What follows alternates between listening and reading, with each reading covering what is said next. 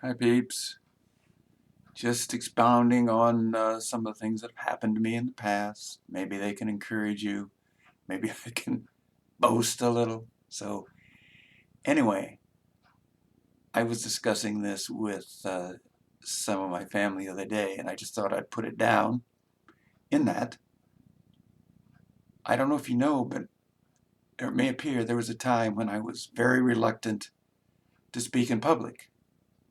Well, there's probably a name for that, a phobia or something like that, but I went at great lengths to go to classes, sign up for classes that specifically did minimize speaking in public. Answering questions, no problem. Getting up and speaking in public, not so much. Well, when I was in training, so I made it all the way to my residency in orthopedics in the first year, like the first day.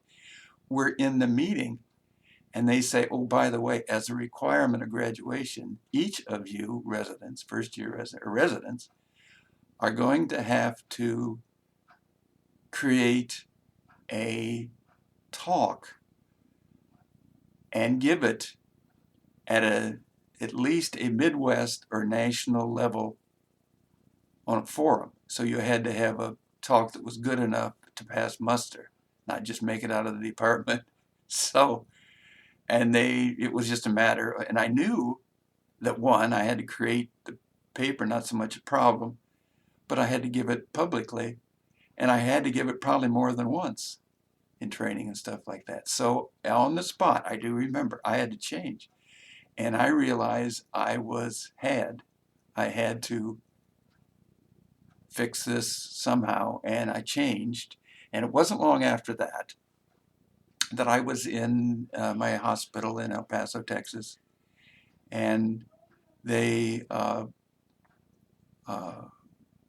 someone from the 12th floor came down and said, we have this grant for fluoride 18 isotope to study in health. They're bone scan, early bone scans, some of the first bone scans. This would be in the 70s, mid 70s. And to make a long story short, it takes 90 minutes half-life on the, and we'll fly it out here if you have patients.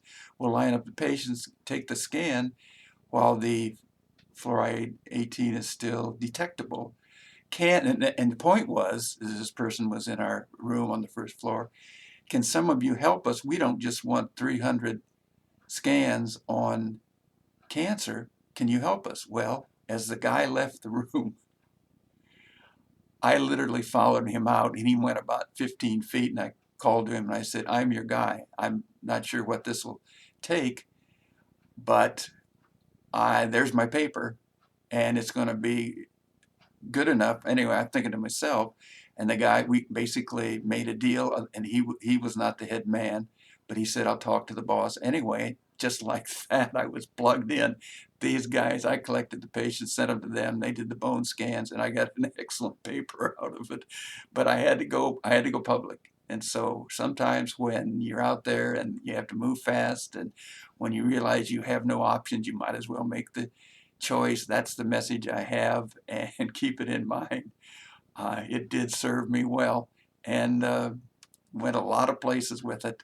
East Coast, Midwest, New Mexico, yeah, and on. It was a good deal, and I actually had a lot of fun, and it helped me break my fear of talking in public.